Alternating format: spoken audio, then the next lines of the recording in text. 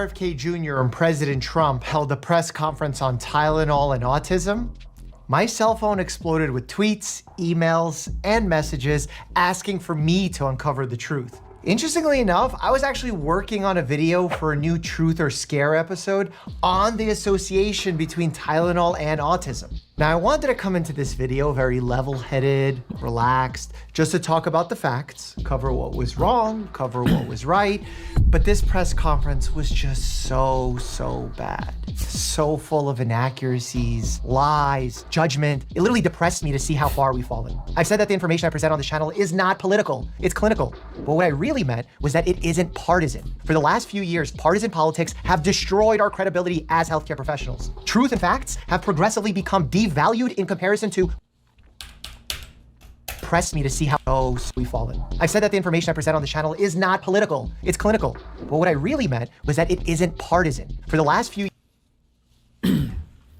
I hope to God, I just cummed 400 times hearing that, okay? People have to, like, I mentioned this when I said, I wonder if people have an issue connecting bad things in history to modern political events because they refuse to make any political statement about stuff, you know, try to connect stuff going on from the past to the present. And what Dr. Mike just said here is really important. You can't pretend that everything is apolitical. This is a non-political, they're not non-political. No, what you should try to be is nonpartisan. Like, the parties will have correct and incorrect stances on things. As a scientist, as a rational human being who believes in some truth value existing for anything, then there's just objectively, we're going to be able to say that the political parties can be more right on certain issues. We have to be able to say that. Your goal should not be to be apolitical, because if the parties are accurate on one thing compared to the other, and your goal is to be apolitical, then you are definitionally like exercising an epistemic practice that is necessarily leading you away from what is true, right? Like, imagine there is a, like if two people are arguing about the answers to like a geometry test, and one guy is 3 years old and the other guy is a 30-year-old math major, and I'm saying like, well, when I grade these, I'm going to be non-biased, okay? So I'm not going to favor one side over the other, and hopefully at the end, like, I rate them 50-50. Well, no, excuse me, what? Don't be partisan. Don't like just be blindly biased, but you can definitely favor one side over the other if one side is clearly more qualified or is clearly making the correct answers.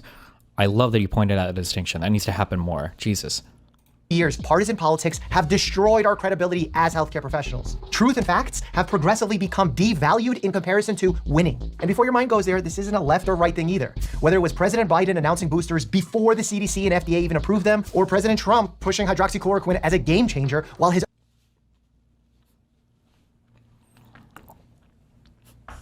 those two things are not even remotely comparable.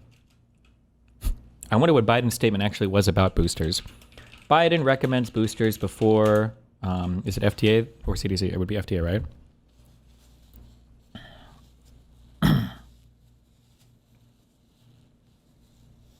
For now, COVID-19 booster shots are not available to everyone. The FDA advisory panel rejected Pfizer's plan to make booster shots available to the general population. Brittany Clemens explains their decision and what happens next. The FDA advisory panel overwhelmingly rejected the plan to offer booster shots for most Americans. The committee recommends the third Pfizer shot to people 65 years and older and other vulnerable Americans, including frontline workers and other professions that face more exposure to COVID. But why not let everyone who wants a booster get one? It's not clear to me that the data we're seeing right now is applicable and necessary general population. The panel voted 16-2 against the plan backed by the Biden administration. The plan would have given a third dose of the Pfizer vaccine to most Americans 6 months after the second dose. Dr. Michael Kurila, who is an infectious disease specialist, was one of the vaccine advisors for the FDA. He and other members of the committee explained they didn't see enough evidence to justify booster shots for everyone.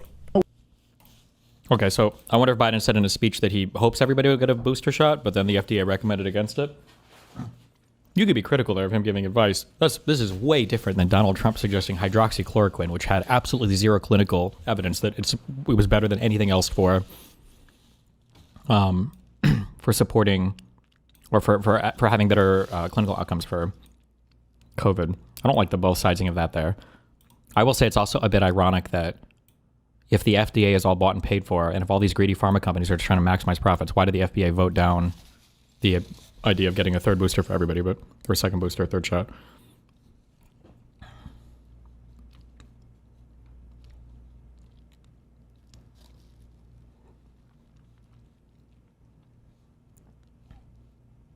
I wonder what his actual statement was here. He's just trying to be nonpartisan? Well, but this isn't trying to be nonpartisan, I think. This is trying to be political. Or this is trying to be, like, you should evaluate the truthfulness of both sides and then choose which one is correct. Not try to present, like, this is being political, I think. Or being politically, what was the thing I said before? You should try to be nonpartisan, but that doesn't mean that you have to be apolitical. This sounds like it's trying to be political by showing that, oh, look, both sides made the same mistake. These are meaningfully different things. The recommendation of a third booster for everybody that might not be appropriate for all ages, just when you look at epidemiologically, broadly speaking, everybody in the population getting a second or third booster is ultimately what the FDA didn't recommend. Is a lot different than Trump saying like hydroxychloroquine. Let's try this one, I think. But okay, whatever. All right, sorry, I'm being nitpicky, but this shit all triggers the fuck out of me. Whether it was President Biden announcing boosters before the CDC and FDA even approved them, or President Trump pushing hydroxychloroquine as a game changer while his own NIH rushed to fact check him. Even Vice President Kamala Harris has played this game, claiming she would not get Trump's vaccine, only to get it several months later. I don't like her statements, but I don't think she made a statement quite that bad. I would argue that maybe her statement was bad, but I think what she said, somebody can find the quote if you want. It was something like, I wouldn't trust what Trump says on the vaccine. I would trust the FDA or the science. It was something like that, which maybe not the best statement at the time, but again, this is meaningfully different than Trump pushing like literal pseudo drugs.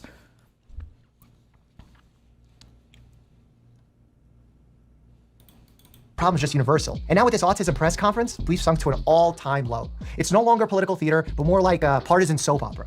Listening to the words Trump uses in this one single press conference. Whether you're liberal or conservative, it's truly abysmal. I don't mean this from a political correctness standpoint. I mean this from a scientific communication standpoint. And by the way, I think I can say that there are certain groups of people that don't take vaccines and don't take any pills that have no autism. Is that a correct statement, by the way? See, Bobby wants to be very careful with what he says, and he should, but I'm not so careful with what I say. Imagine your own doctor repeating those lines to you. This is based on what I feel. Scientific press conferences are not supposed to be about how you feel. It's not even about how experts feel. It's about what the evidence shows and to what level it shows it. I'm not a doctor, but I'm giving my opinion. This literally reminds me of one of those stupid shirts at Spencer's that say, I'm not a doctor, but I'll take a look. This isn't comedy. This is what folks will use to make their health decisions. Some of the press conferences even uncomfortable to listen to. Look, I agree with everything you're saying. I say give Mike a break here. He needs to reach the retards who are softened by this both sidesing. Yeah, I agree maybe.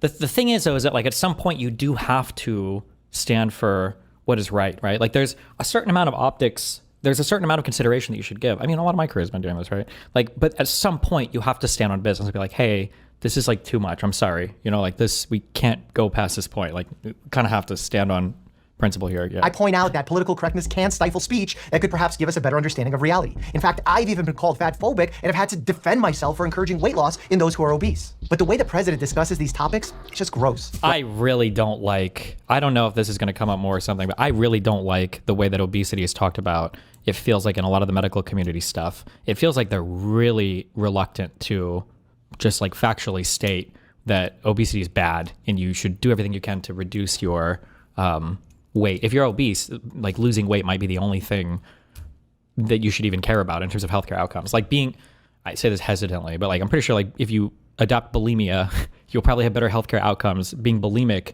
and going down to a normal BMI than you would being in the obese range of BMI. There's just so many negative healthcare outcomes around. But there might be reasons why the language is softened. Like maybe there are outcomes showing that, because obviously like bullying people if their weight doesn't work, otherwise nobody would be fat. I don't know, maybe there are better reasons for that. Like an Ozempic, or I call it the fat pill or the fat drug. Sometimes it works, I guess, for people. The ones I've seen, it hasn't worked so well. Like a lot of friends, they're fat. And they said, yeah, I lost some weight. I said, you don't look it to me. We've blurred the reality between podcast hosts who straddle the line between comedy and politics with the president who makes jokes at the expense of accuracy and others' well-being. What was the quote from Twitter? Does anybody have it? Where it was like, after Charlie Kirk died, it was like, we're watching a podcast host talking to another podcast host on the podcast of a podcast host who got assassinated by a guy radicalized by a podcast host, whatever. Like, Jesus Christ, bro. But let's get to the science. Throughout this press conference, President Trump repeatedly says, don't take Tylenol. There's no downside. Don't take it. You'll be uncomfortable. It won't be as easy, maybe, but don't take it. If you're pregnant, don't take Tylenol. And don't give it to the baby after the baby is born. Well, Destiny, okay, don't push. It would be more comparable to morbidly obese. Just being obese is BMI over 25, which is not that much. What? That is obesity? Are you sure? I thought obesity was like BMI over 30 or something. Wait. What is obese BMI? Obese is 30 or over. 25 is just overweight. What would I have to weigh at 5'8"? BMI calculator. We just look at the chart, I guess.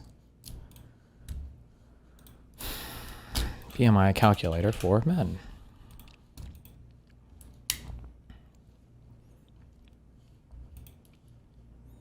Okay, to be obese at 30 at 5'8", 200 pounds. God damn.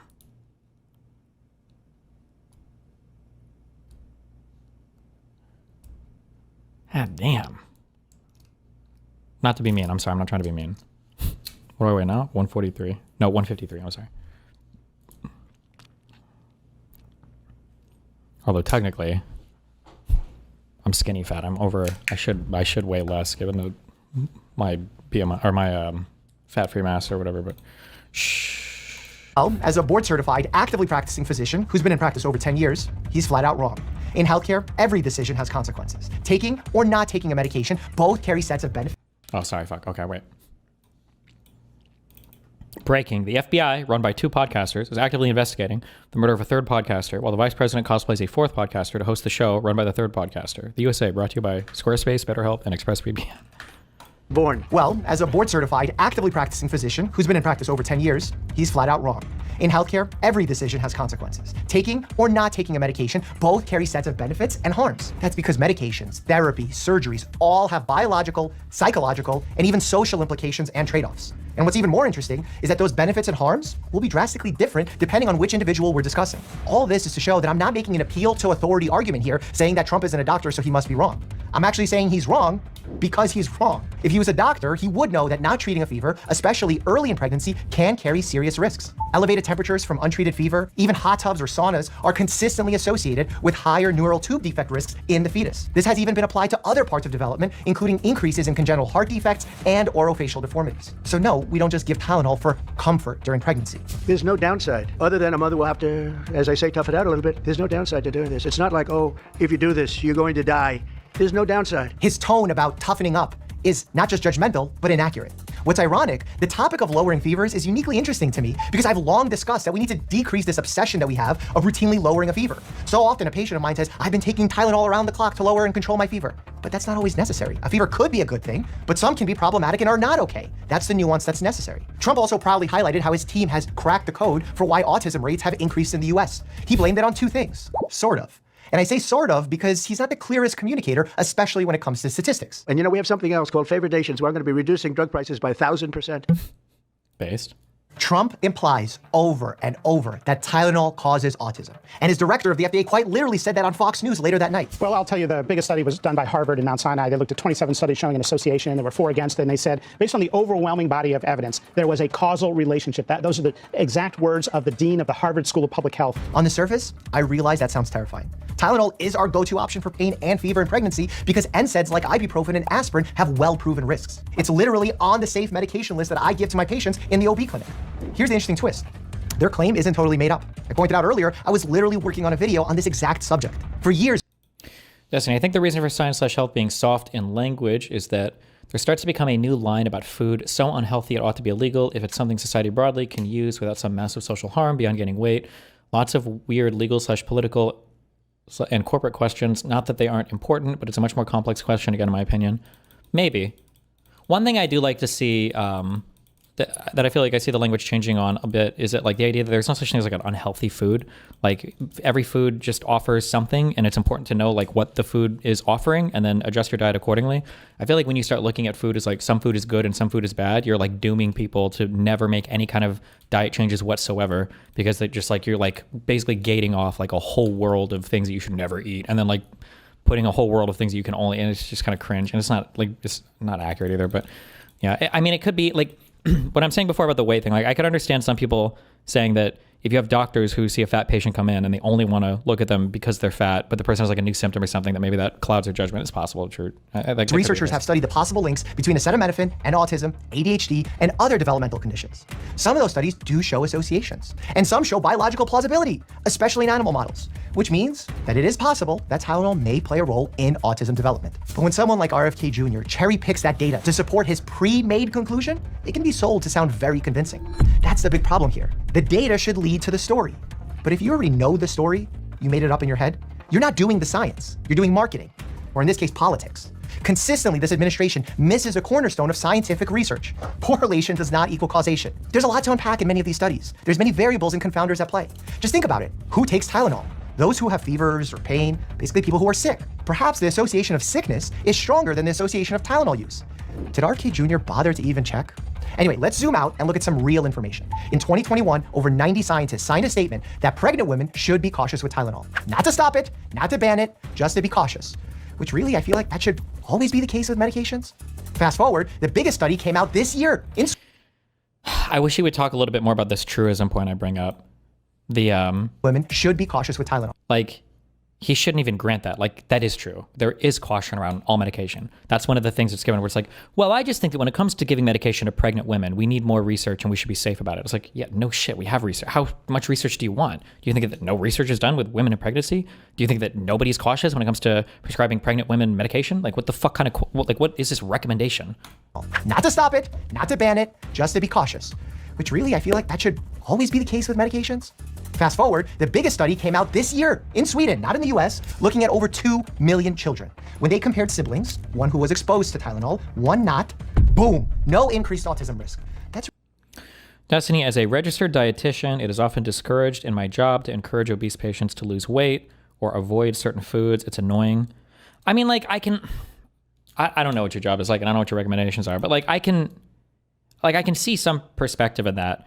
Like, I feel like if you had a person who was obese, then you can't just like, they know they need to lose weight, and recommending that somebody lose weight, like, that's not like that doesn't mean anything. Like, you're living life as a fat person and your lifestyle is that of a fat person, and even recommending like eliminating some foods might not be the go-to. Like, maybe the recommendation should be like, hey, for breakfast, instead of like a huge bowl of cereal or pancakes or whatever the fuck else, like, why not eat a fucking like making positive recommendations instead of like taking away things from the diet maybe is better. And then recommending, because if somebody adjusts their diet, depending on what they're eating before and after, well, no, in almost every case in the United States, if they adjust their diet, they don't have to worry about losing weight. The weight will come off, right? Like, if you go from eating ultra processed food, fast food, like 24/7, and you adjust your diet to where you're just eating stuff that's generally like home cooked, less like super processed. I mean, home cooked still could be bad, but like you're eating more like whatever fucking Whole Foods and less, shit that's a little bit more human made and not laboratory made.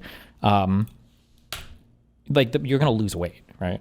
siblings, one who was exposed to Tylenol. Whereas if you obsess with just the losing weight, I feel like people will look to like portion control and stuff, which can help sometimes, but in other times it's just like a losing battle. Like, portion control is if you're eating just like the weakest fucking, thinnest fucking sugar food, like you're not gonna be able to control your portions. You're setting yourself up for a losing battle every time, I think. One not, boom, no increased autism risk. That's really powerful because siblings share genetics, environment, and parental health habits. So if Tylenol was truly to blame, you'd expect a signal there, but it wasn't. Other big studies since then, same. Destiny, absolutely not true. People live in denial about health all the time, and it's not just for obese people. You see it all the time for drinking or smoking. Sometimes they need a doctor to say no. But I mean, like, how many times is a doctor, like, how many times has somebody gone into the doctor and the doctor's like, you need to lose weight, and the guy's like, oh, fuck, you're right, bro. Or has said, like, smoking or drinking is bad for you, and the guy's like, oh, fuck, I never even considered that. Like, they might live in denial, like they make excuses for it, or they try to say like, well, I don't think it's as bad as, people are saying it is. But in that case, another person telling you something is not going to change your mind on it, right? Which is why I feel like making a positive recommendation for a habit change is probably better, is probably longer lasting.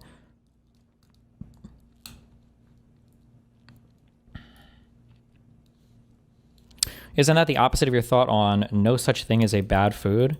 When I say no such thing as a bad food, what I mean is like every food just does something different, right? Like if you're like, let's say theoretically you are trying to eat 2,000 calories a day, and let's say for some reason by 1,200 calories you've eaten like a balanced diet, you've gotten all your micros somehow, your macros are where they should be, and it's like, okay, well fuck, I need to eat 800 calories more today. Like eating some French fries might not be a big deal. you know, or it might be fine. Like it might be impossible to hit your whatever, like if you're trying to gain weight for whatever reason, if you're training a lot, it might be impossible to hit your macros or hit your overall calorie intake for the day just eating the cleanest possible diet, you know. And in that case, it's not bad to have like a candy bar or chocolate cake or whatever. Like it's empty calories, but it's more calories, just more, glucose and shit for you, right?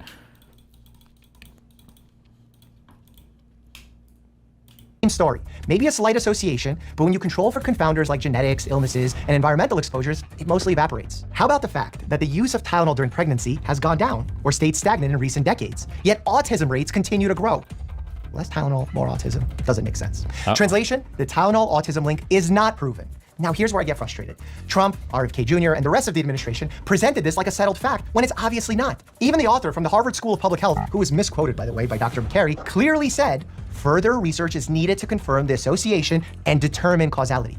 He sent that in his message to Trump's team before the press conference. Now there's a world of a difference between there might be a risk here that's worth studying and this definitively causes autism. When you nix nuance and mix that messaging with partisan politics, people lose trust in us, actual doctors. It also pushes some to avoid Tylenol when they really need it. Will people actually get hurt as a result of this press conference? Yeah. Sure. I actually don't think that's unreasonable to expect. Truly, this is part of a bigger pattern. RFK Jr. and other politicians have built their careers on overstating scientific uncertainty, especially with autism. First vaccines, now Tylenol. Same playbook. Highlight just enough data to sound convincing, then exaggerate the conclusions. And Trump? Well, he's seizing on that to look like he's saving the day by taking on big pharma, or small pharma, over-the-counter pharma, even if it means twisting the science. It plays well to score political points, but it's a disaster for pregnant patients who need honest, balanced guidance. It's even a bigger disaster for us who actually want to find the actual reason for the increased autism rates.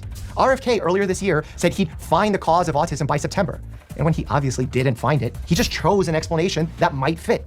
So if you're watching this and you're pregnant or planning to be, what do?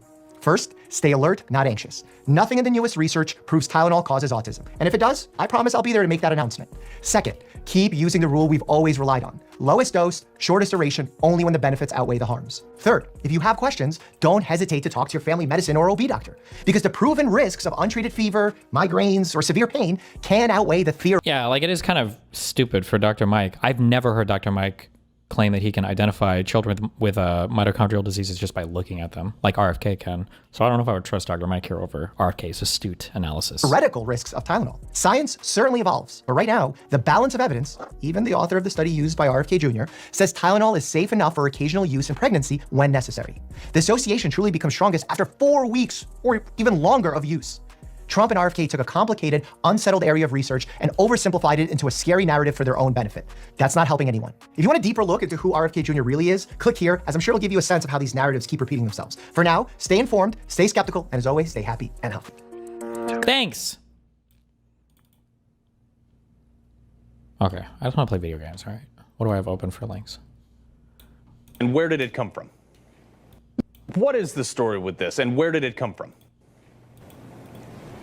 Well, look, as the Justice Department said, I did nothing criminal, I did nothing illegal, I did nothing wrong. And this is a series of hits against me since the beginning of the year. There's been hit pieces about every week. There was a hit piece on my security detail saying I had 31 security detail. I'm wasting millions of dollars. I had about a quarter of that. I think I had 8 security detail at the time. I had 4-car caravan. I had 2. Another story about I'm helping certain companies with contracts. Here's what people need to understand. Wait, what is his role again?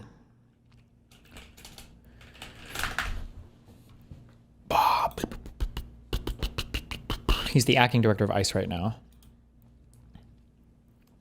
I wonder what the ordinary security detail is. No, he served as acting ICE secretary from 2017 to 2018. He is the White House border czar. That's just like a White House position, right? It's not like a formal. Okay.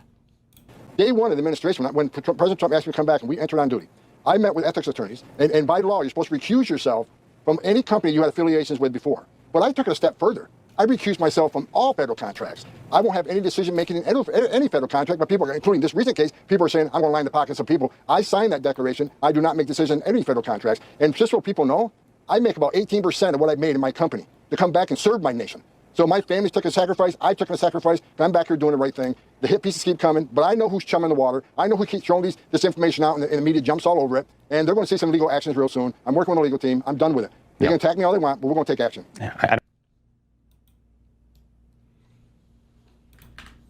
what is the story with this? And Ken Klippenstein got another shooter friend interview. The deadly sniper attack on a Dallas ICE facility this morning seems straightforward, with anti-ICE engraved on unspent shell casings recovered on site per the FBI. But after interviewing several of Jan's, is that really his name? Longtime former friends, the picture isn't so clear. Within minutes of the shooting, FBI Director Kash Patel posted on X, while the investigation is ongoing, an initial review of the evidence shows an ideological motive behind this attack. Within minutes of the shooting? Was it actually within minutes of the shooting?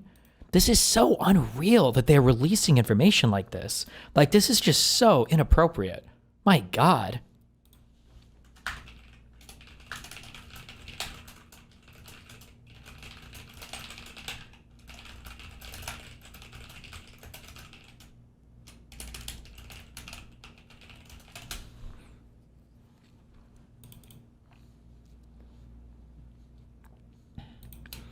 President Trump quickly accused the radical left, pledging to sign another executive order to dismantle what he called domestic terrorism networks, just days after he designated Antifa a domestic terrorism organization, which is not a real thing in the United States, but okay. I guess we're doing hate speech soon as well. Meanwhile, Vice President J.D. Vance says, we know that this person was politically motivated, pointing both to the inscriptions and some evidence we have that's not yet public. Okay.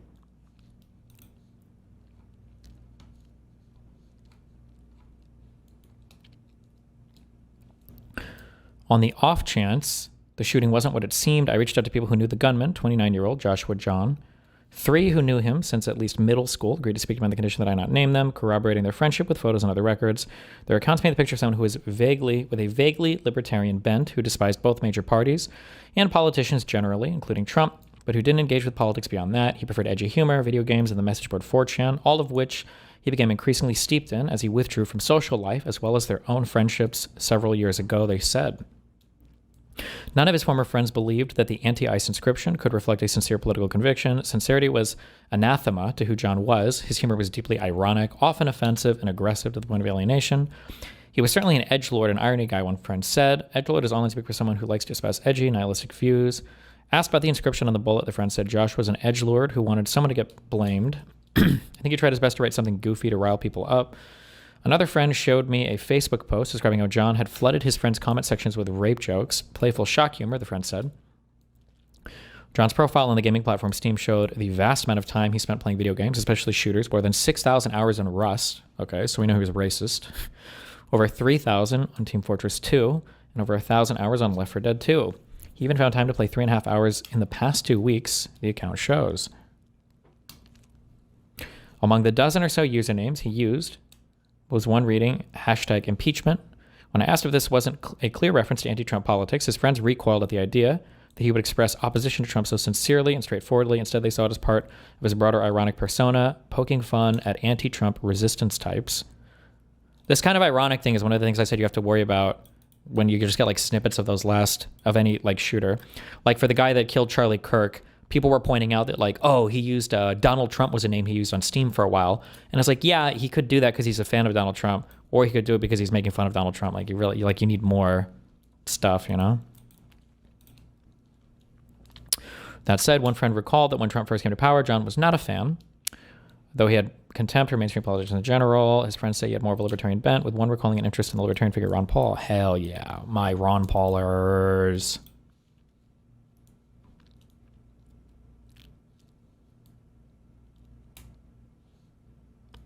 He was becoming unbearable. Once he dropped out of college, he had no obligation to be social, and none of us reached out due to his edgelord behavior. A fledgling version of John's humor appears in the following YouTube video, since removed from when he was a high schooler. A tongue-in-cheek parody of tech advice videos. Hello there, Facebook user. Are you tired of scrolling through your Facebook feed mindlessly, not knowing what the heck to do with your life? Well, there's a solution to that. You can unlike all of your crappy pages. All you have to do to unlike your crappy pages that you realize you don't like anymore is to go to your profile, select more, go down to likes, and simply hover over each page you want to unlike, and there you go. You will be able to unlike all of your pages in a matter of minutes, maybe hours, possibly. depending on how much you've used this function of Facebook. Thank you, and I hope you like your day. Epic.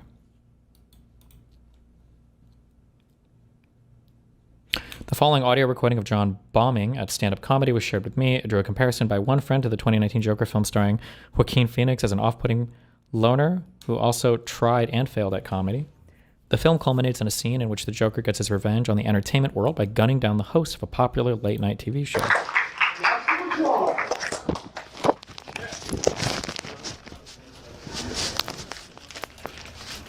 Hey guys, my second time doing stand-up. Was at the Dallas Comedy Club last time. Alright, so I'm going to start out with talking about something pretty serious. My buddy was talking to me the other day about reality TV, and he didn't like it too much. He said reality TV should never be played on TV. And I was all taken aback, like, whoa, dude, come on. I have some extremely bad insecurity issues about myself. They constantly eat me up alive. And reality TV is a remedy for that. That's a perfect remedy. And it applies to me. So instead of going down that old muddy road, I just go towards MTV. Cheers up my day. It's great. You guys should all watch MTV. I like Kim Kardashian and Girl Code and Guy Code.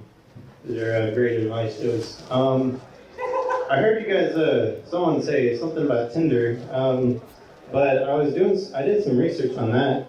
And apparently it's a matchmaking website, and for those who don't know, it's if you don't know how to start a fire, just go to choose Tinder. There's this guy named, here's some original content, I made this out of my own brain. There's this guy named Derek, and he's an avid ghost hunter. His father recently passed away, and he wanted to see if his father's ghost is still around. So he got all of his friends together, his ghost hunting friends, and his ghost hunting equipment.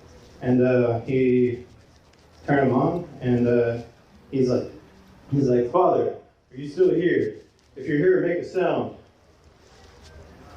And you hear nothing. And then he waits about 30 seconds, and a cabin door swings, flies open.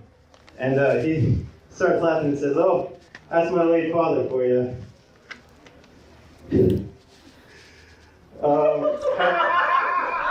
Has your girlfriend or wife or spouse ever said, honey, I'm falling apart? And you can't help but say, I know, but I don't have any sewing equipment on hand. I just can't help you. It kind of seems like your problem. A guy walked into a really scary, spooky breakfast cafe in France.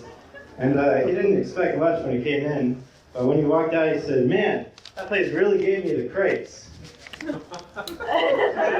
Some guy insisted that I listen to Nicki Minaj's new stuff. And he knew that I only liked classical jazz. And so I had to say, man, pop music isn't really my jazz. And you know that. So I knew a guy in the war, and he got his hand cut off, unfortunately, and he bled to death. And I'm trying to have some reverence here, but I can't help but think his heart was pumping in vain. Thank you, guys.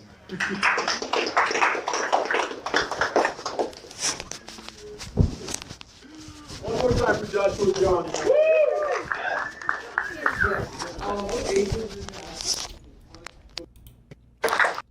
The audio from his attempted stand-up routine where he bombs now resonates uncannily with Joker, the friend said. Well, I mean, I feel like a lot of people bomb when they first go up.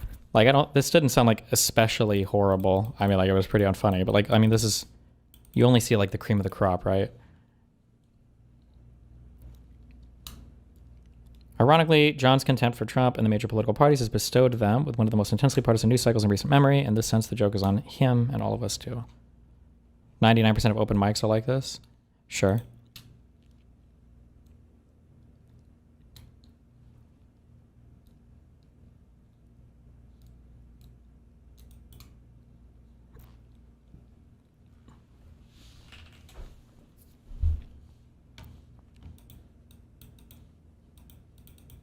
Please react. Actual Kino. 24 years now. 26 minutes. First of our 5-part series on 9/11. Yeah, I'm good on that one, Chief.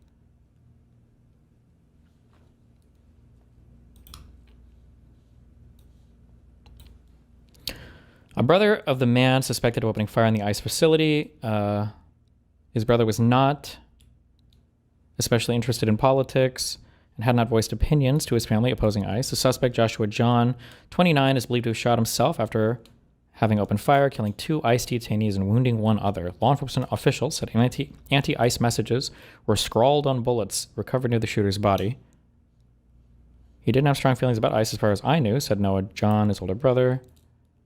Spoke to Noah John before. He had gotten word that his brother was identified as the shooter, described his brother as unique without elaborating.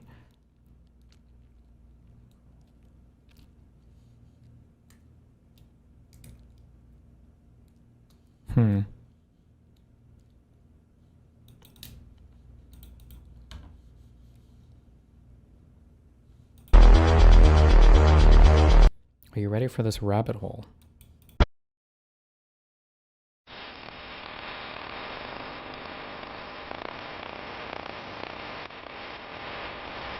Jesus.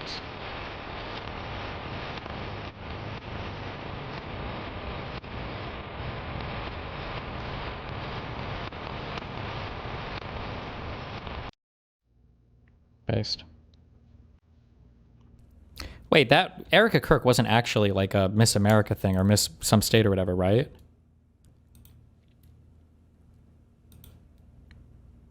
She was? Was she actually? Miss Arizona? Damn.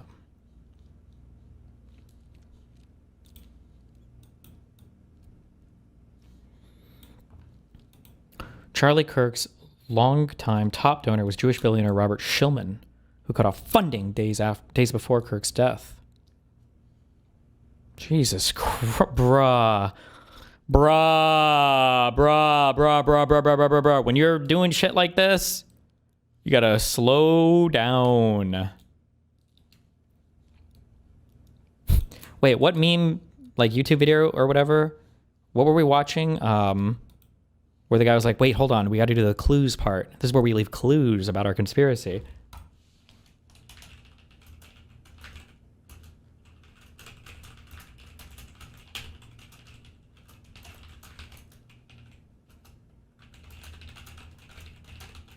Oh, Nick Mullen, yeah.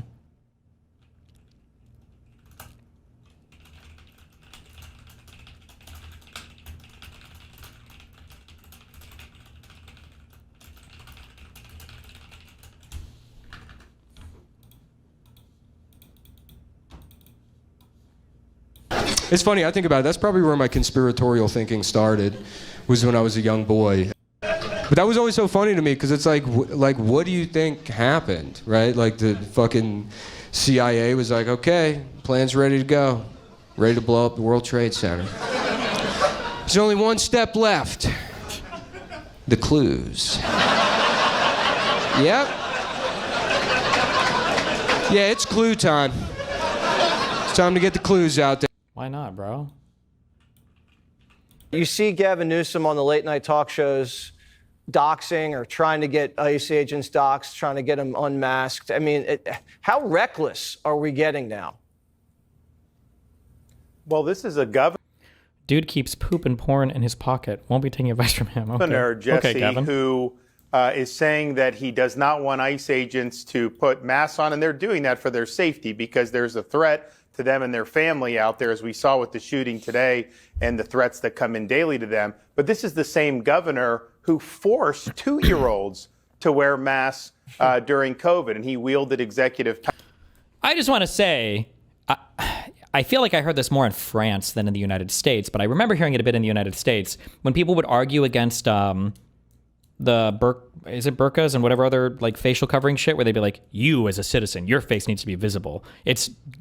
People are more prone to crime when everybody's out there wearing a mask. I know in America we made some of these arguments. I know I've heard them more commonly. I think in France they outlawed them, right? Didn't they? Certain types of facial coverings at protests or in general. Again, I know we're like so far beyond normal and so far over the line, but to hear the government telling you that like our federal police, not our state police or our city police, our federal police need to be masked up and anonymous, that's pretty spooky. That's like a really scary, spooky idea. That it's scary that like in some ways it's so much worse than the Germany Hitler shit, because like this guy had to finagle and fight and scheme his way kind of to, you know, like the Enabling Act and everything, for Trump to just come in with half the electorate and still be massively supported by that side is just, that's just super spooky, dude. Power to muzzle people. And so I think he thinks that he just has ultimate power to do this. But what his rhetoric is doing, what his actions, what other supposedly mainstream politicians in the Democratic Party have done is to put a target on the back of our ICE agents, because they're demonizing them. They're comparing them to things like the Gestapo. And so that ends up creating an environment where people like this are going to act. So we've said... Like, they're comparing them to the Gestapo. Really? The Gestapo? Well, what have you turned ICE into? They're basically serving as Trump's special police force, who he's increased funding so much for that they're funded more than like most militaries on the planet. You're sending them into the states to go after certain people, and now you're arguing that they should be masked up so ordinary citizens don't even know who the fuck they are. Like, holy fuck. Like, if you're trying to avoid Gestapo comparisons, you're certainly not doing yourself any fucking favors. The marker down in Florida, don't even think about it. We are going to obviously defend our state and local law enforcement, but we are there right there with our DHS partners. And if you go after and target them, we're going to bring down a ton of bricks on you, and you're not going to want to do that in the state of Florida.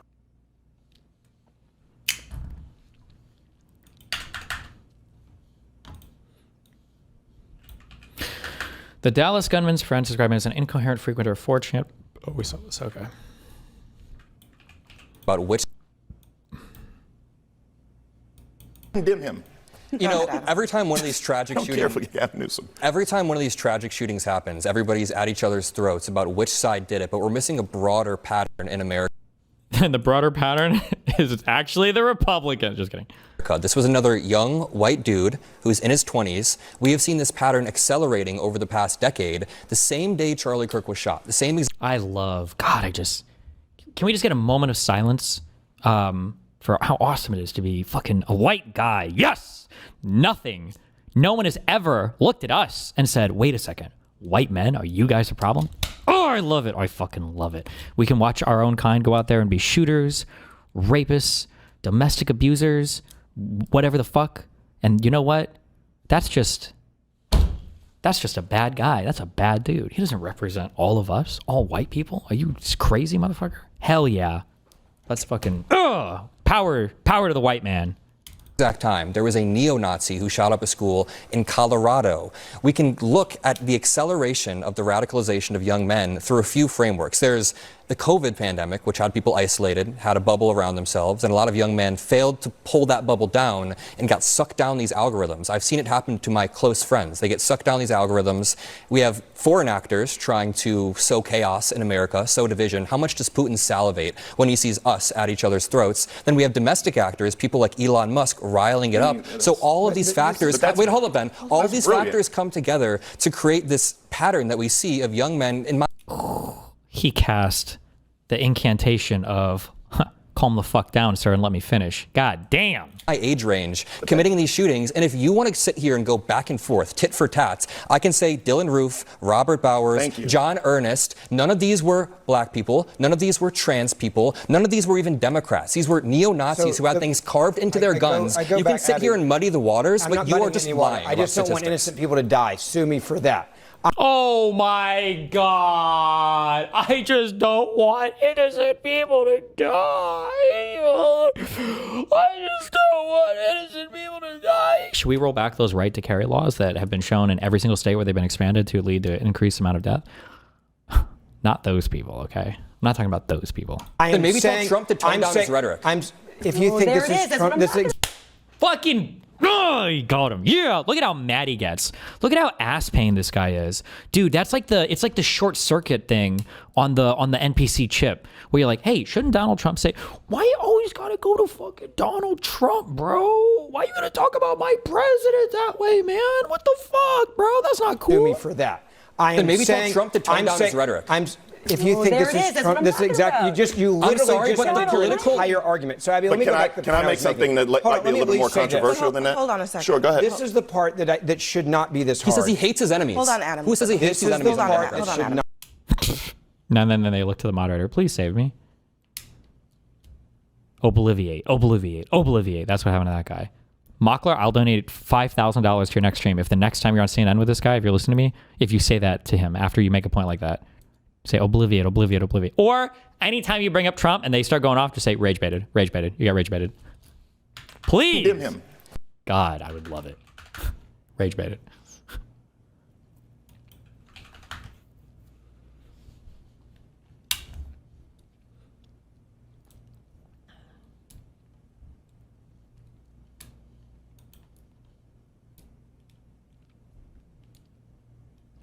You mean obliterate, you use obliviate wrong. It just means you're high. No. That's not what I took it back from the one guy because I think he turned into a Nazi. So these guys made a meme about you. Corbin needs you to find the difference between the picture and this picture. There is no difference. I'm a fucking retard. Ooh, there's an advanced meme. My favorite neo-Nazi subreddit. I love how every subreddit on Reddit is either fucking a tanky shithole or fucking neo-Nazi paradise. my king social media website. Oh my God.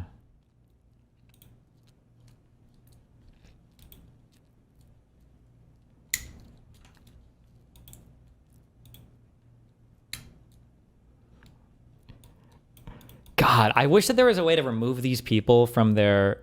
I wish there was a way to remove these people from their bubble and just make them see how they talk about Muslims. Not to simp for Muslims. Please don't ever misunderstand, okay? I hate all religion, all right?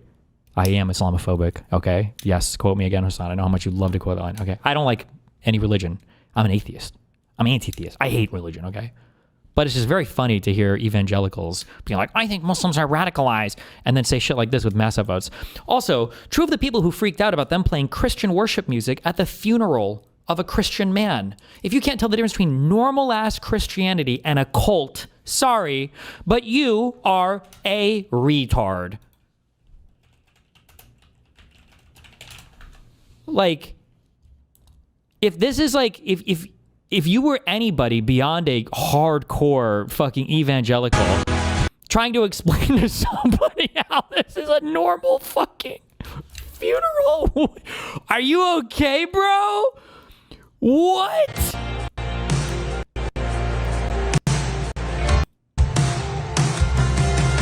With sponsors?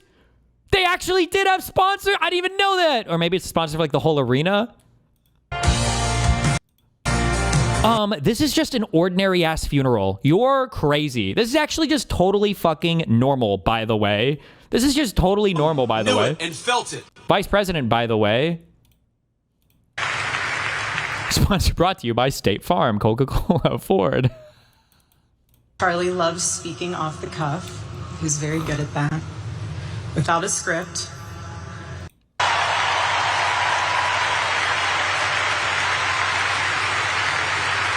Because while Charlie has been reunited with his creator in heaven, his voice on earth will... Oh my God.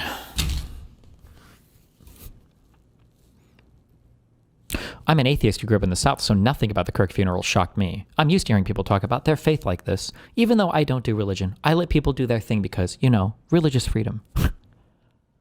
Good one.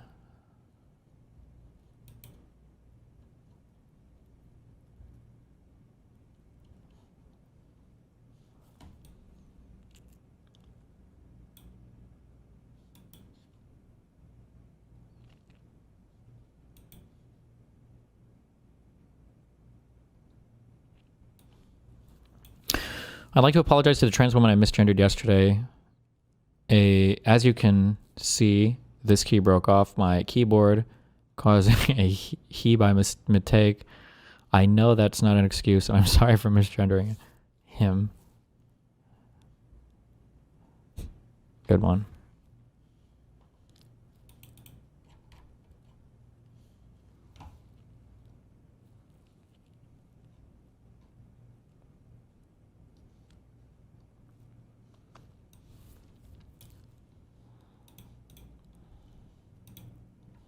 You don't get to ask those questions. What's wrong with you, Mom? Why are you so scared? Just now you were mentioning, I've never received more death threats. I've also got very serious security where we do our show. The threat level was so great. My team instructed me not to travel. I was unable to go to the memorial for Charlie Kirk. Really? But, you know, Jesse, earlier just now you were mentioning the attacks that we've seen throughout the past weeks and months, but I want to make sure this is clear as it pertains to Jimmy Kimmel. The initial reporting was that advertisers and affiliates were upset. Sinclair said they wanted to bring the temperature down. None of that has changed. Sinclair and Nexstar are still saying they will preempt his show. As far as we know, advertisers are still upset. So what? Why is transphobia always the punchline? Can't they actually think about a funny trans joke that doesn't involve LOL surprise peanut? Well, I feel like that was a funny joke, no? I don't know if that person was actually transphobic or not. It could go either way, I guess, but I don't know. I thought it was decently funny. Made the difference that brought his show back? Well, this is... I'm inclined to believe that the shooter really did write this. Because it's like, it's just such low effort. There is no shot that they would fake something this stupid, right? The shooter was a retard. And he wrote this himself. There's just no way. There is no way. Did he write this with a pen? With a blue ballpoint pen?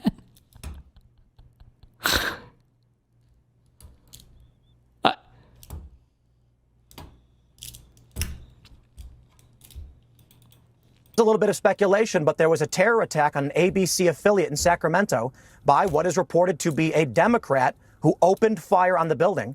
And it's been reported by the New York Post that Sinclair pulled their Charlie Kirk memorial, opened fire on an ABC affiliate in Sacramento by what is reported to be a Democrat who opened fire on the building. Oh, this is a different shooting. Was it a Democrat? This isn't the ICE shooting. This is something different, right? Didn't somebody shoot at the ABC building? And it's been reported by the New York Post that Sinclair pulled their Charlie Kirk memorial because of terroristic threats against ABC affiliates. So I agree with you. It's open season on people who are standing up, speaking out, or supporting Trump. But the left is also attacking regular people to force their will. And I think it's because they recognized Donald Trump won the popular vote. Normal people have spoken, and they're not tolerating their strange policies that are destroying this country anymore.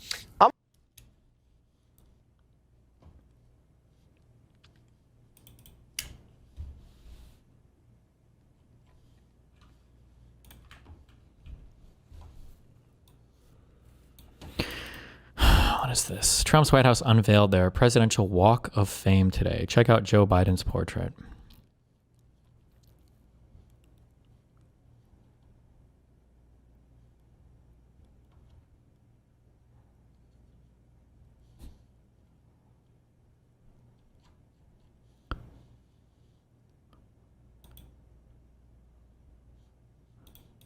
Wait, when they say auto pen, do they mean like an actual like mechanical thing? I thought they just meant like with like a digital signature. Who would go through the effort of how common are these things?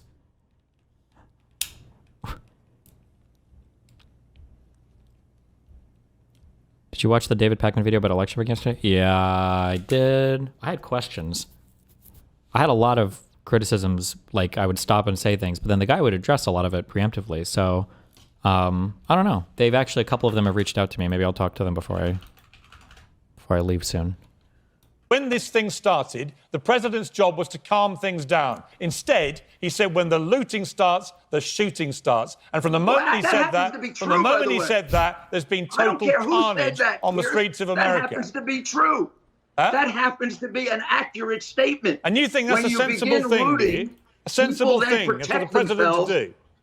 Do you know, and did you report that a police officer was killed, assassinated last night? I think what's been going on in these riots. I think what's been going on. Did you report that? No, but I'm asking you. Doesn't that make the point that when the looting starts, the shooting starts? I don't care who said that. So you stand. I have prevented numerous riots in my career. That is an accurate statement. And you know where that quote comes from. That if you continue to loot, you are going to bring about violence. So you think it's right? Hundreds of police officers in the hospital. All right. So you think it's right? If I may jump in. They killed a man yesterday.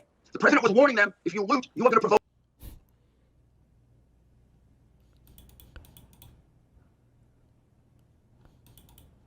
Okay, but seriously, where the fuck are we at as a country if there's credible evidence that Donald Trump actually didn't win the 2024 election? Who knows?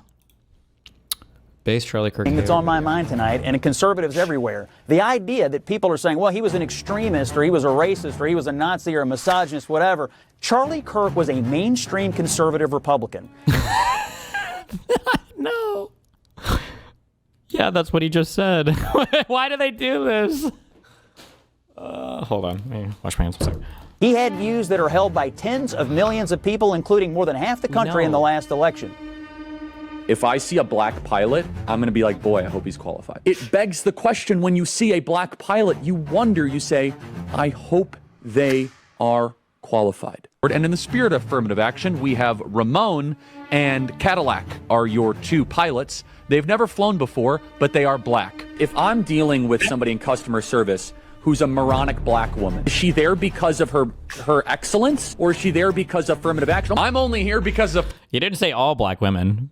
But by the end of this 7-minute compilation, he will have effectively named every single black woman in the United States of affirmative action. Yeah, we know. You do not have the brain processing power to otherwise be taken really seriously. The war on white people continues. You had to go steal a white person's slot to go be taken somewhat seriously. We are raising a generation of weak people like Simone Biles. LeBron James is a self-interested, narcissistic, and we know he's not very smart. You're representing your nation. You're selfish sociopath. Not very bright, not wise, not somebody of good character. She is a shame to the country. Blacks in America did not have the same rights they had today. Data shows they were actually better in the 1940s. Let's get loud for Kyle Rittenhouse. I'm also going to offer some context and some nuance about the death of George Floyd that no one dares to say out loud, which is that this guy was a scumbag. Remember what BLM stands for? Burn, loot, and murder. Now, does that mean it deserves to die? That's two totally different things. Of course not. Prowling blacks go around for fun to go target white people. That's a fact. There's no such thing as white privilege or racism. So black people are allowed to talk about black culture in a way that white culture cannot.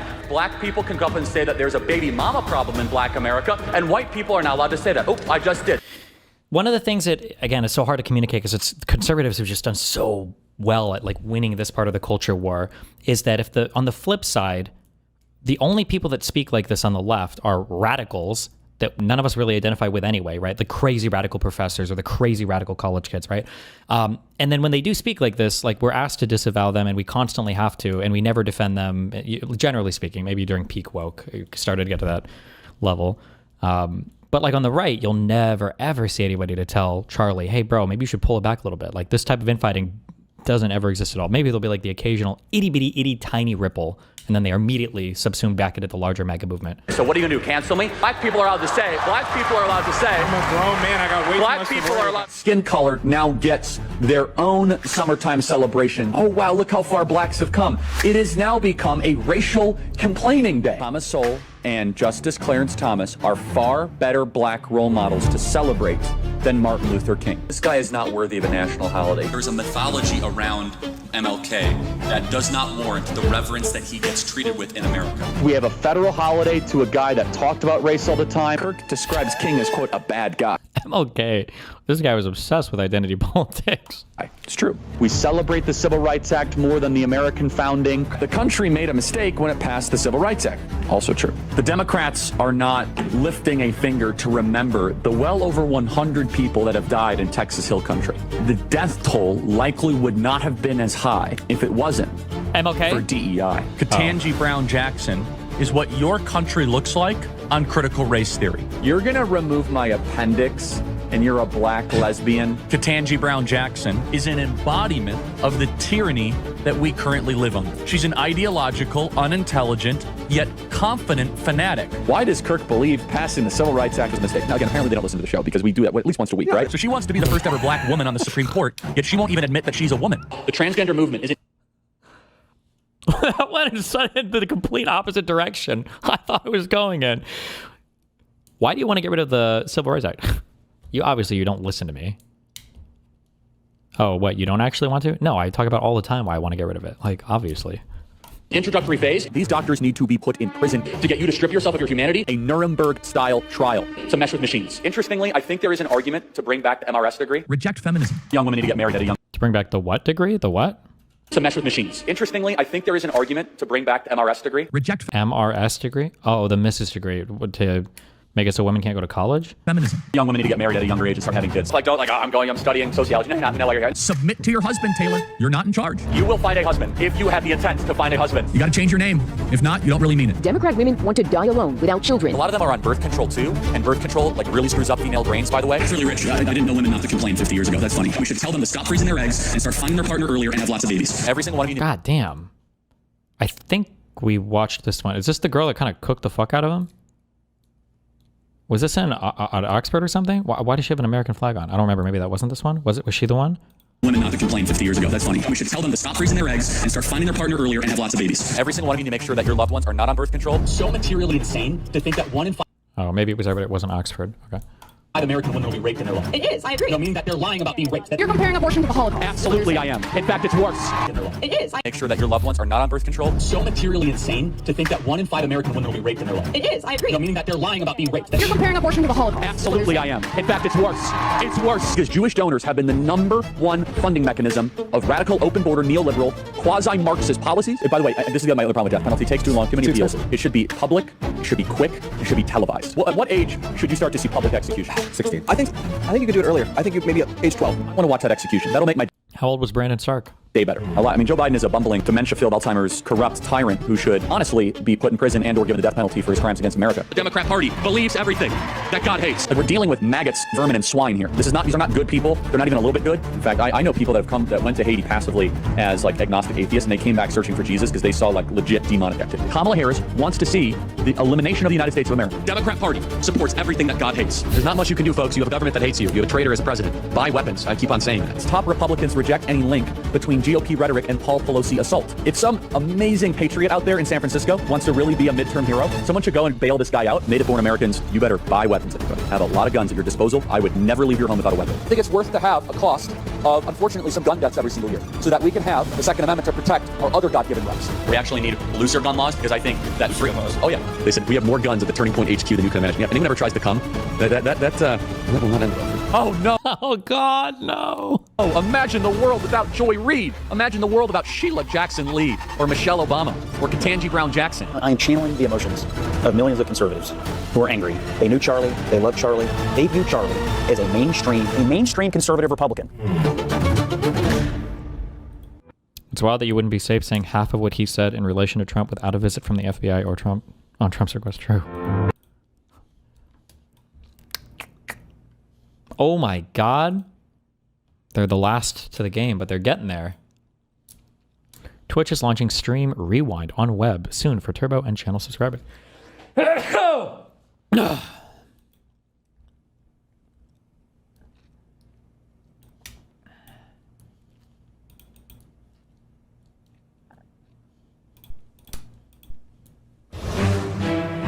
We are following, as we promised, breaking news. It's out of the Eastern District of Virginia, where 3 sources familiar. What? Ooh, wait, if this is real, then these would be the very first criminal indictments from the Trump office for political bullshittery. Yeah?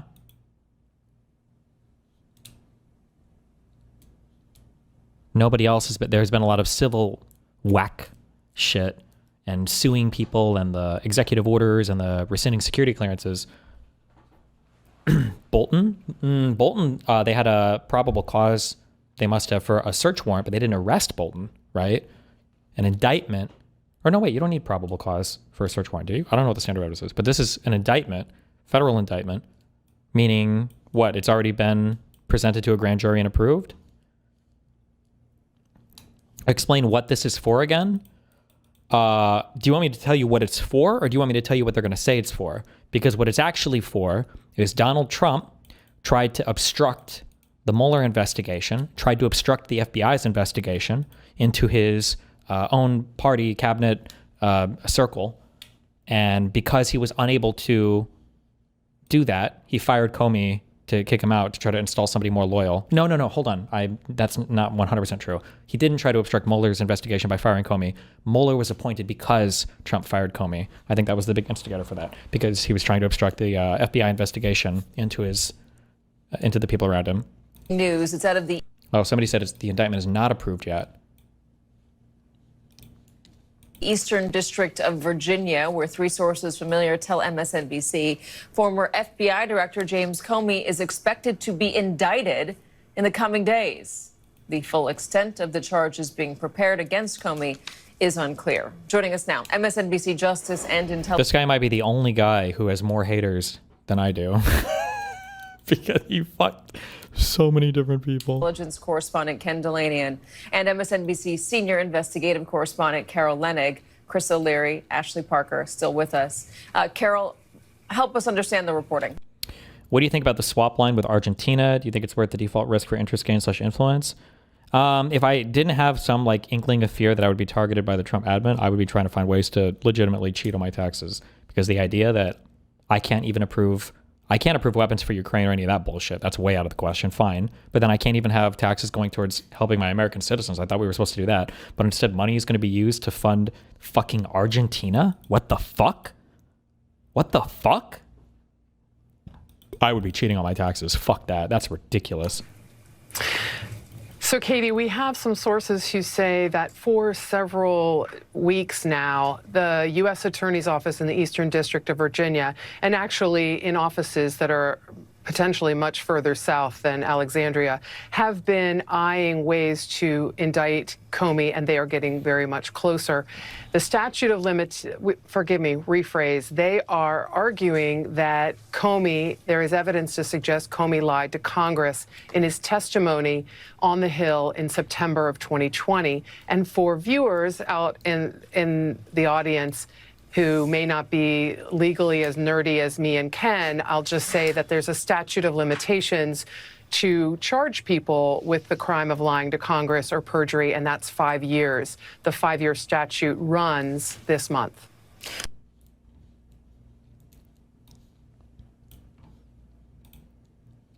Justice Department to try to charge ex-FBI Director James Comey, AP sources say.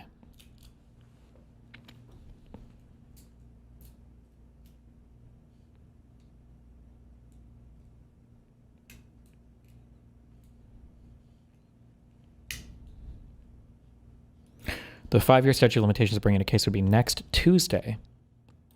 So we would expect to see this indictment. What would he be arrested? Or we wouldn't necessarily see this unsealed publicly, would we? But they probably would. Jesus.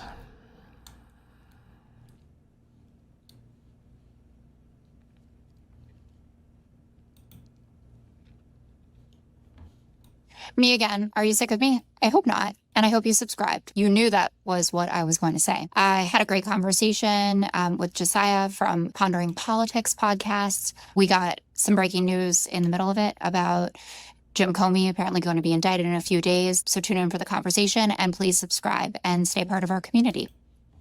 Thank you.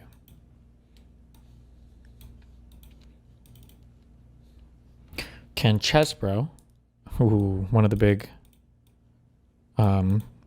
schemers for how to steal the election in 2020, has been suspended from practicing law in D.C. He's already been disbarred / suspended in several states. RIP.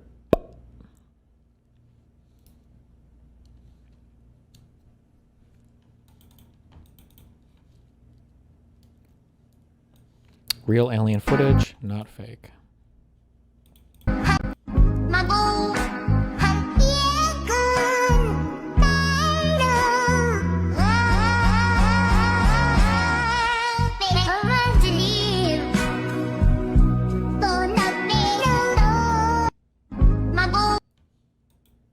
Okay.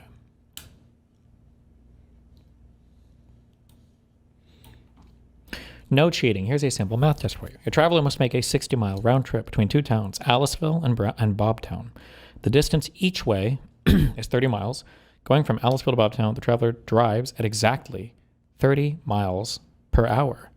By the time they reach Bobtown, they decide they want to average 60 miles per hour for the entire 60-mile journey. Question, how fast must they drive on the return trip from Bobtown to Aliceville to achieve an overall average of 60 miles per hour?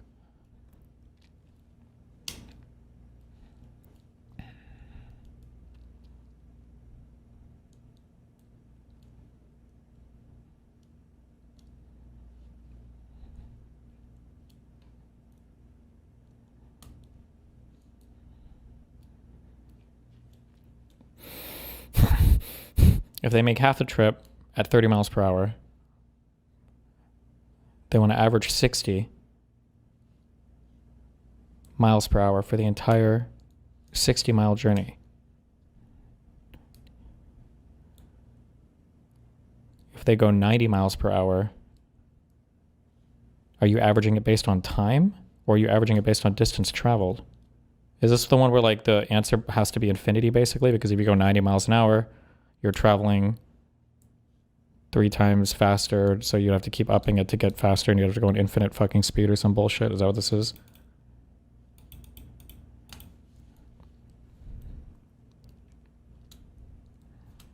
Okay.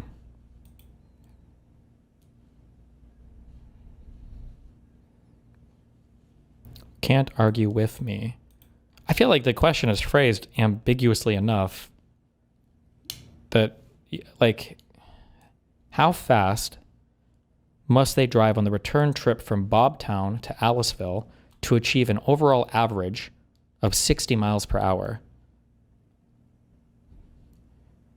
Like, couldn't you technically answer this in different ways? Like, do you mean with respect to the distance traveled, or do you mean with respect to the time?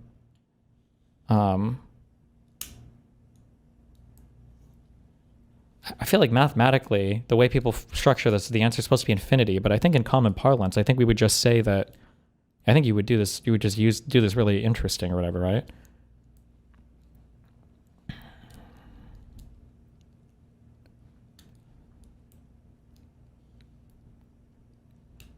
Or did I say interestingly? Sorry, I meant you would just, there's just like a way that you commonly say this, no?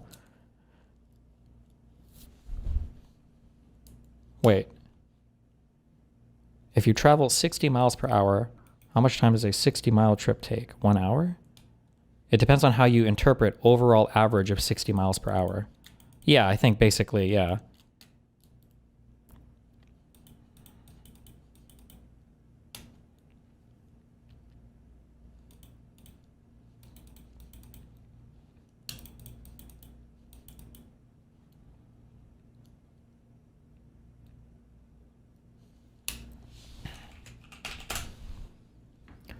Like if we had a trip,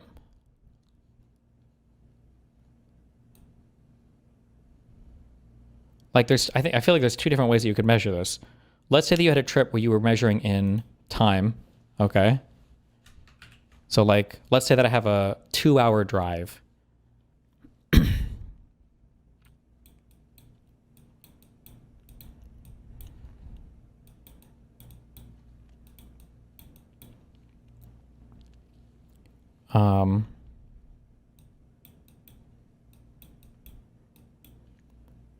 And let's say for like the first hour, we drove 30 miles an hour.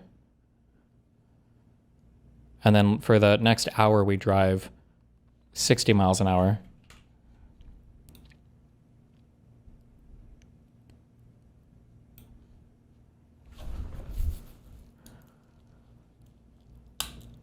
Your average speed, if you're talking with respect to distance, would be 45 miles per hour. But in terms of like the actual time you spent driving, it would be less than that because you'd cover the second half of the distance faster, right? I don't know why none of this actually matters. It's the most irrelevant thing I've ever looked at in my entire life.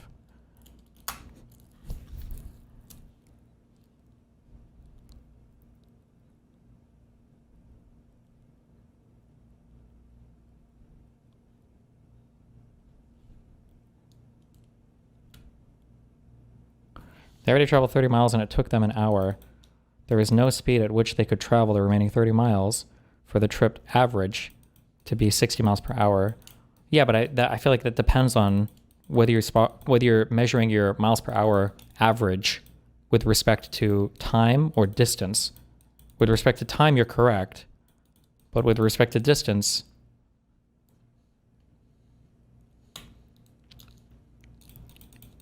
like you could theoretically just take an average, right? It's 90, everyone else is retarded? Well, no, I wouldn't say anybody's retarded. It's just interesting because the unit that we use for speed kind of implies like a time, like miles per hour. It implies like that you're measuring in time, but you could theoretically think of it with respect to distance for your average as well, right?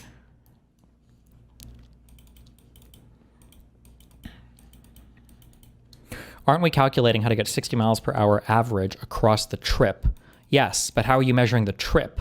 Are you measuring the trip in distance, like physical distance? Or are you measuring the trip in time? Like I would say intuitively, I think in common parlance, people actually tend to measure in time more than in actual distance, right? Like, oh, it's a 2-hour drive. It's a 30-minute drive.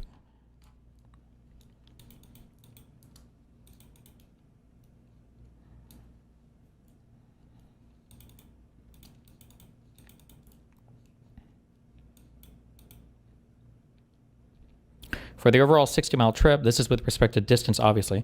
Well, like, let's say that you were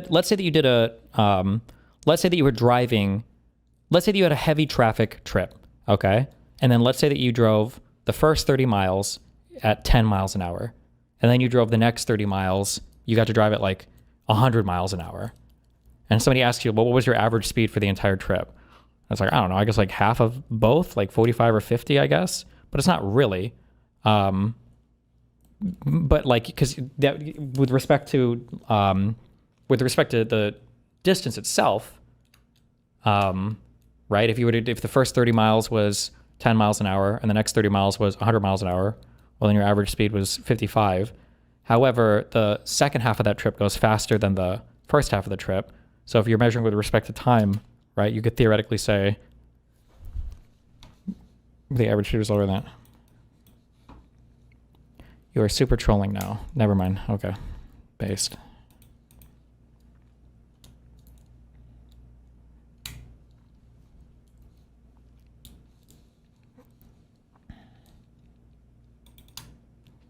I have been sufficiently connived. I was a dumbass. It is 90. Well, no, I'm not saying it's 90. I think if you read strictly by the unit of measurement, like in the strictest sense, the calculation I think is impossible to do, or you would have to be moving at an infinite speed.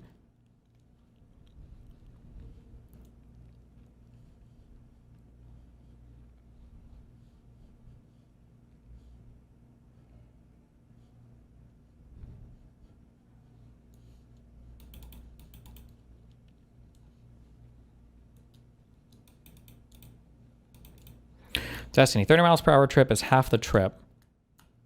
0.5 times 30 equals 15. To get to 60 for the entire trip, the second leg you need equals 45 or 90 miles per hour for the second leg. I understand what you're saying, but you're measuring the trip length in distance. Wait, no, hold on. To get to the 60 for the entire trip length, the second length you would need is 0.5 times x equals 45 or 90 miles per hour for the second leg. The problem is that as you go faster, the time spent in the time spent traveling decreases, so your average speed decreases, right?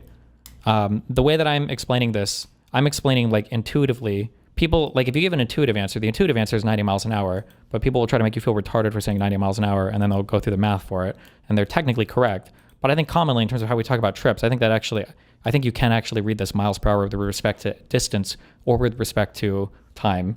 If you like, I think you could theoretically do that. I don't think it would necessarily be incorrect.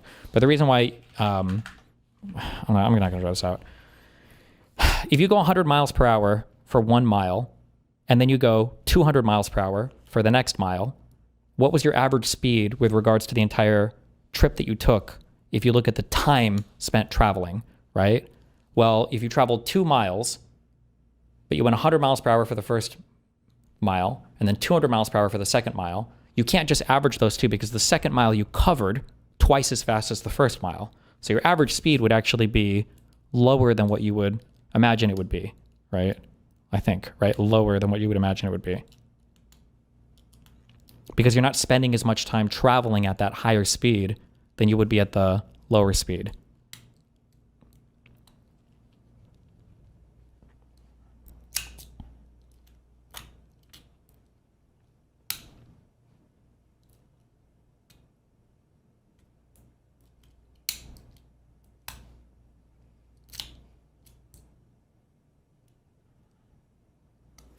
The people saying 90, if he just stops in the middle, would we say he drove 15 miles per hour on average?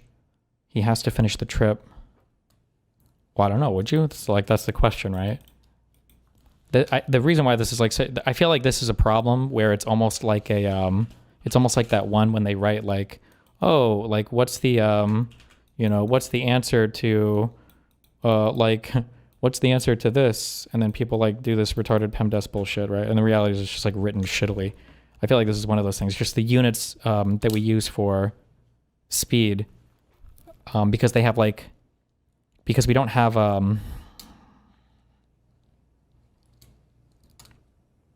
so fucking retarded. It's not a vector, right? Miles per hour is not considered a vector because but is there a name for the like we don't it's the way that it's measured is just like it's a combination of units. So like the answer is not as intuitive as me fucking your mom in the ass until she cries tears of joy.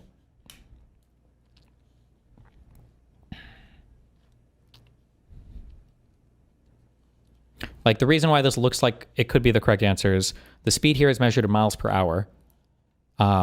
This is the distance traveled in miles. And then this is the average speed over distance. But in actuality, this bottom part is not correct, right? The speed that you're measuring up here, this bottom thing, fuck, I don't know if you can put a combo unit like this. Like these units are like canceling out, right? Like when you're looking at like total distance traveled, you're probably measuring, like this would be like an integral. You'd be looking at area under the curve. But in here you've got on your one of your units on your y-axis here is miles per hour, but then your horizontal axis here is just miles. So it's like not, you're like, this is like miles squared per hour. Like what are you even measuring at this point, you know? Because if you're traveling at 60 miles per hour, like imagine if we were like looking at an integral of this, right? Okay, well like what is our graph saying, right? Let's say we're traveling at 30 miles per hour and we travel 10 miles, okay? And then I were to integrate that, right? Okay, that's how much distance we would travel. Well, let's say that I'm traveling at 90 miles per hour, okay? And let's say that I integrated this function from 30 to 40, right? Okay, well I'm traveling twice as fast, right? Or you're covering twice the distance, right? So how can the horizontal length here, how can the length of this line be, the distance or whatever, the difference in values, how can it be the same here as the same here when you're traveling more distance, right? Something like that. You're correct, but it is irrelevant. We could invent a unit called V that is equal to miles per hour, but it shouldn't change the pace where we do the calculation. Okay, this is too autistic for me. I'm just saying that like, if I traveled 30 miles per hour for one day of driving, and then the next day I drove the exact same, but I drove 60 miles an hour, and somebody was like, oh, what was your average speed when you were driving? It's like, I don't know, probably like 45 miles an hour, I guess. I feel like that would be the intuitive answer we would give, even though it's not technically correct, but it kind of sort of is correct. I drove for 8 hours at 30 miles per hour, and then I drove for 8 more hours at 60 miles per hour. So I felt like my average speed was, I guess, about 45 miles per hour. With respect to the time I drove, that's correct, but with respect to the total distance you covered, it's not really correct, I guess. Okay, this is the most autistic. This is almost as bad as the AB portal thing. This isn't a both sides issue. Jesus. The bullets are flying in one direction. They want you dead. They want your kids dead. They want your friends dead. They want your family dead and bloodied. They will shoot your children while they're in church. They will shoot your friends for trying to have a discussion, and they will celebrate on it. And then their talk show hosts will go on TV and say that you were the ones who did that. That was your fault. And by the way, I saw what Joe Rogan was saying about Charlie yesterday, and I really don't appreciate it. This is like all boiling up with this Charlie Kirk thing and. Oh shit! Deplatformed.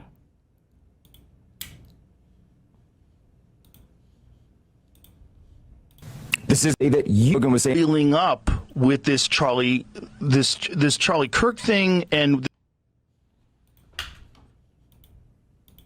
To do was just set up a joke. He was trying to knock on the MAGA people, but also set up a joke, which was good. It was very funny. Like where he showed the president's response to Charlie Kirk? Yeah, the new ballroom they're building. And he said, like, the fourth stage of grief is construction. It's a fantastic joke. He also said that's not how a grown adult reacts to the death of his friend. It's like a 4-year-old mourns the loss of a goldfish. Yeah, very funny. It's a great joke. He was trying to set it up. Yeah, but he set it up in a way that, like, okay, you're saying something that's actually factually inaccurate, right, according to the narrative. Now, let's be real clear. I don't necessarily think they know what's going on yet. There's a lot. I'm just going to say that right now. I really don't appreciate it. Charlie cared a lot about Joe Rogan. Oh my God. That's...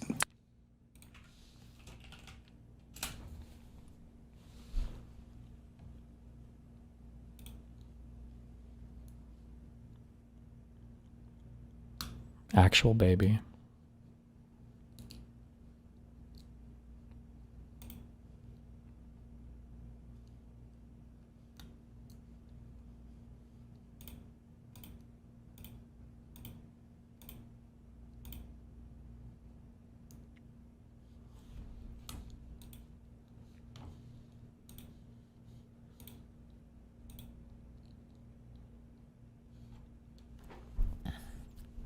Next Tuesday is FFT. That's crazy because next Tuesday, insert your mom joke epically.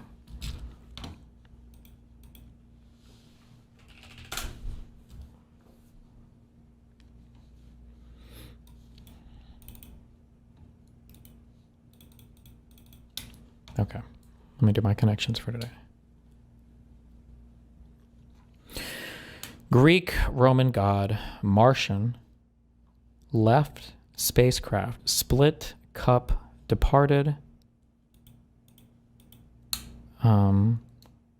These are stupid movies. Theater, progressive, shake, fictional boxer, rainmaker, cone, blue, good shepherd, and liberal. Oh, fuck.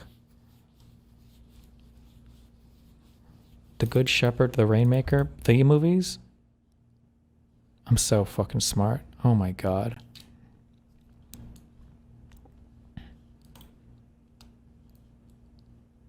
Oh, are these like all actors? Like he's played like a Greek Roman god, a fictional boxer, a liberal and a progressive? I have no idea. Fuck. Imagine if it was right though.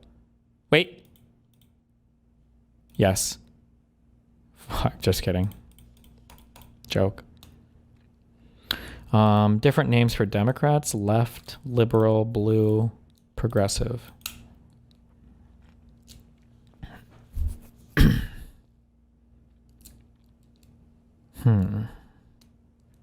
Oh. Ice cream or banana something bullshit. Fictional boxer. Greek Roman god. Spacecraft. And theater. Oh, fucking hell. Named Apollo.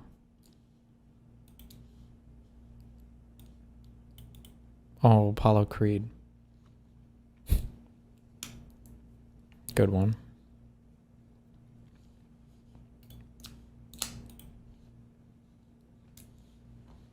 I am beating this boss today. No matter what, I will not sleep until he dies.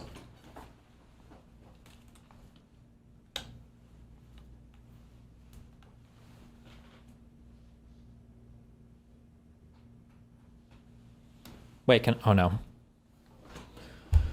How many days is this Jewish holiday? I can't believe I got so fucked on ordering this shit.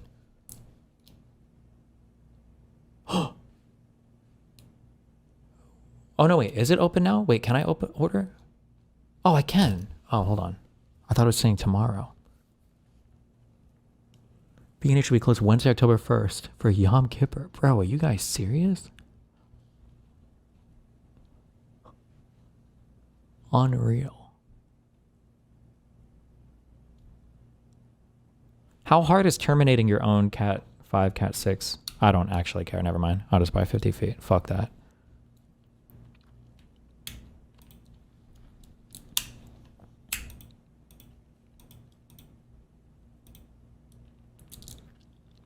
Extremely easy. I don't care. I'm not going to be that fucking nerd. Expedited delivery. Gets here Monday, September 29th. What am I supposed to? Oh, wait. 1-day delivery. Okay. Jesus Christ.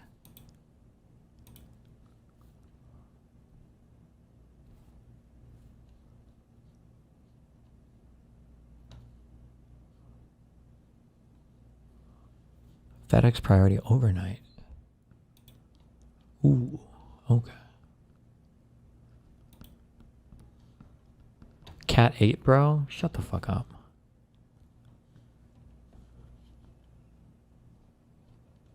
I need to order that laptop tonight, too. Fuck.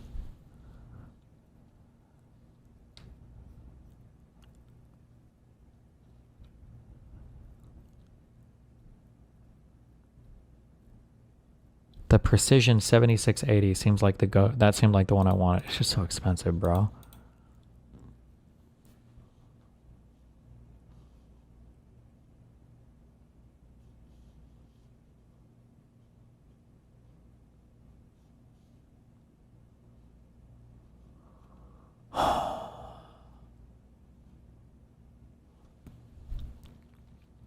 Or I can get this MSI Stealth 17 Studio.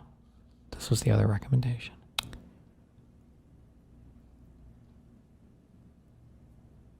Fuck. Fuck.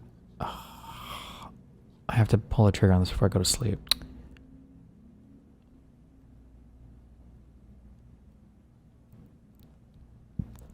Whatever.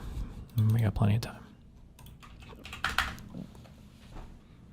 Oh, and how do we feel about One Commander?